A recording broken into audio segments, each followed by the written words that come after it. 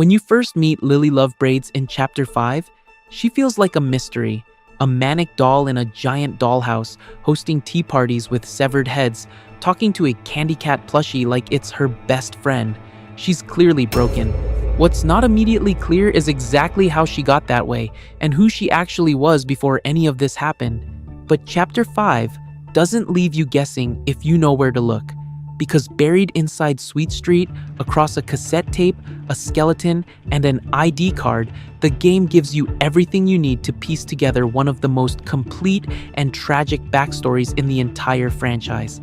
Today, we're going to build that picture from the ground up, using what the game tells you directly, what the restricted tapes ARG established beforehand, and the poetic cruelty of how all of it fits together.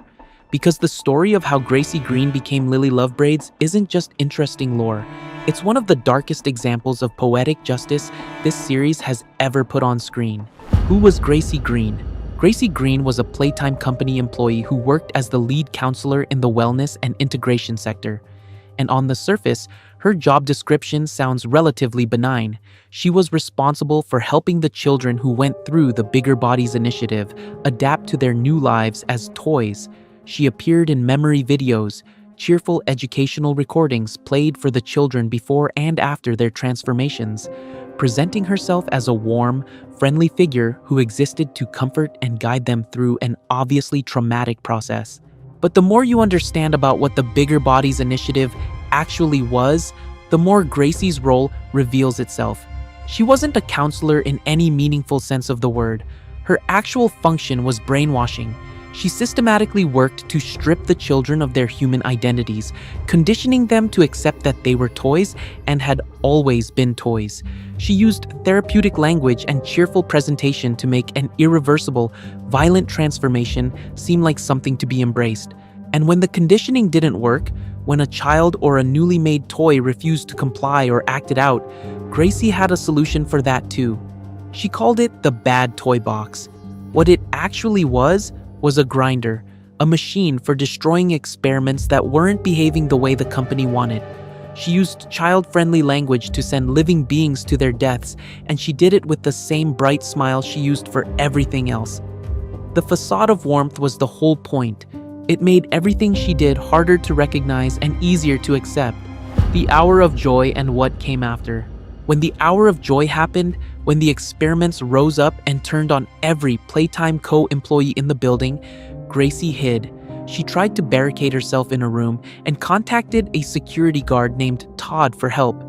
She could hear him being killed through the door.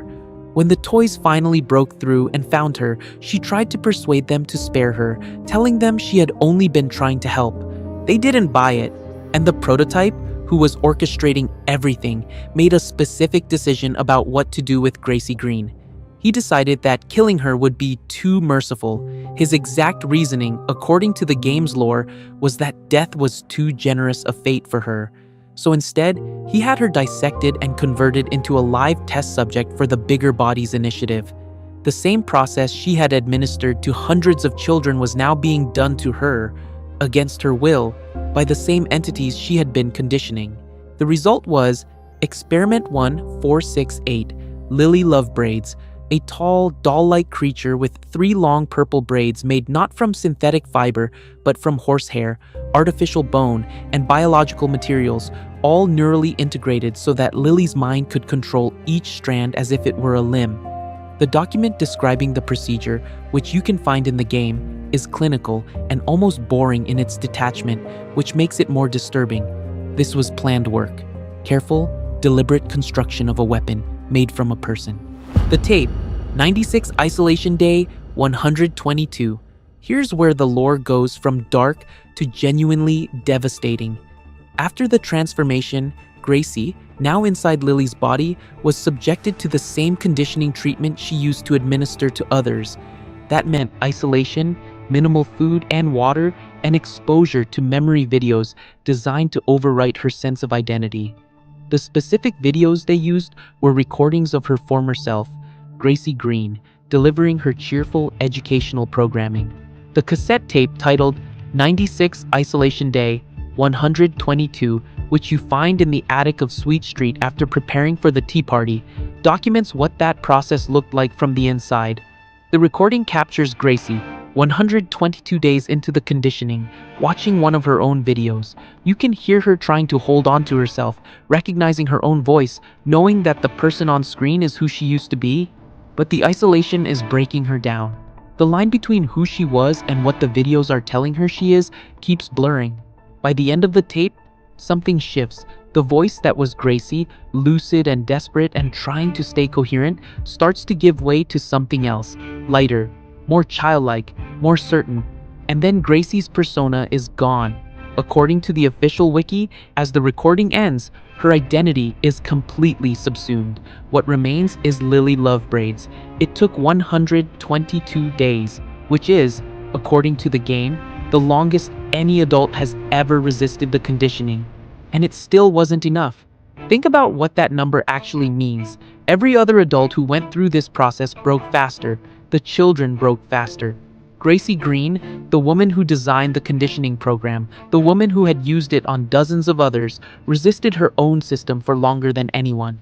And then it took her anyway. The bedroom. The cruelest detail. There is a moment in Chapter 5 that I think is the most quietly horrifying thing in the entire game, and it doesn't involve a chase or a jump scare or even a direct confrontation. It happens when you find your way into Lily's bedroom in the dollhouse. In the center of the room, there is a heart-shaped bed.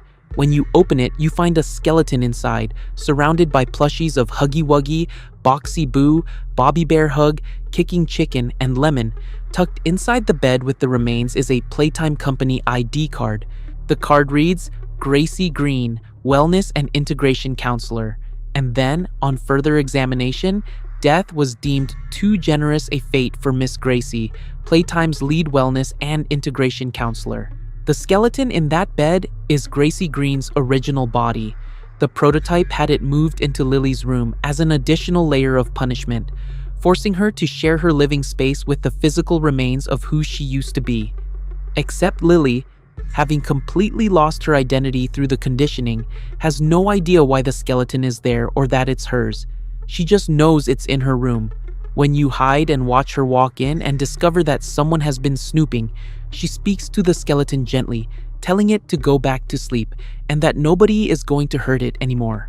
The echoes that remain.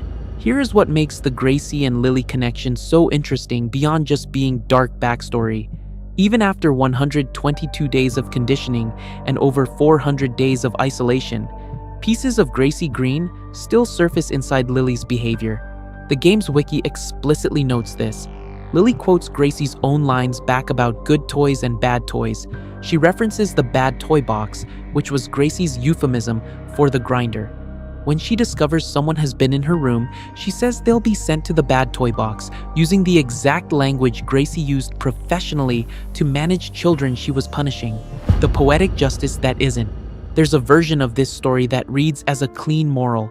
The woman who brainwashed children was subjected to the same brainwashing, and the system she helped build destroyed her. Karma, delivered in the most literal way possible, and it would be satisfying if it actually worked that way. But the prototype himself realizes the problem with his own punishment.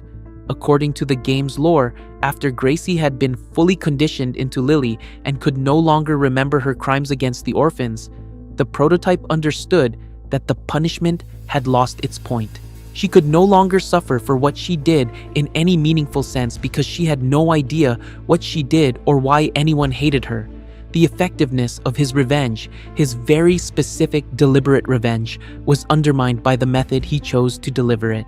And yet he didn't stop. He left her in Sweet Street, gave her the minimum needed to survive, and used her as a guard for that section of the labs anyway. What you're left with isn't clean justice. It's something messier. A woman who did genuinely terrible things to children, now a broken toy with no memory of her crimes, waiting in a dollhouse for a guest who never comes, talking to a skull that used to be her face, and the person responsible for all of it chose this outcome on purpose and still considers it justified. That's not a morality tale.